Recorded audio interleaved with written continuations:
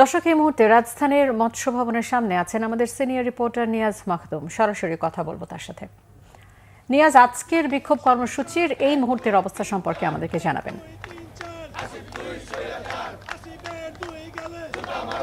আমি এই মুহূর্তে আছি হলো প্রধান বিচারপতির বাসভবনের সামনে।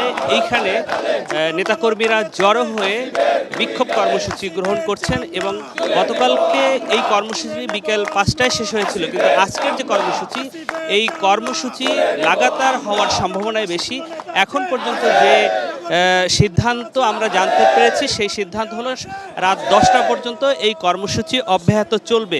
আপনারা জানিয়ে রাখি যে কিছুক্ষণ পরই এইখানে ইঞ্জিনিয়ার ইশরাক হোসেন আসবেন এবং এইখানে যে নেতাকর্মীরা বিক্ষোভ করছেন তাদের সাথে দেখা করবেন এবং তাদেরকে হয়তো এই আন্দোলনের কোনো দিক নির্দেশনা তিনি দিবেন বলে আমরা জানতে পেরেছি। এবং আপনাদেরকে জানিয়ে রাখি যে এই আন্দোলন কিছুক্ষণ আগে বেশ বৃষ্টি হয়েছে, মুষলধারে বৃষ্টি হয়েছে। এই বৃষ্টি উপেক্ষা করে এই আন্দোলনরত যেই নেতাকর্মীরা ছিল তারা একেবারেই কাকভেজা হয়ে গেছিল। তারপরও এই যে রাজপথ, ইঞ্জিনিয়ার ইশরাক হোসেনকে তার মেয়রের পদ বুঝিয়ে দেওয়ার দাবিতে যে আন্দোলন চলছে, বৃষ্টিতে ভেজার পরেও তারা এই রাজপথ থেকে সরে যায়নি। তাদের একটাই দাবি, খুব দ্রুত সময়ের মধ্যেই ইঞ্জিনিয়ার ইশরাক হোসেনের যে অধিকার, তার যে মেয়রের পদ বুঝিয়ে দেয়া, সেটি যেন দ্রুত সরকার ব্যবস্থা নেয়, যেন তারা এটি দ্রুত করবে।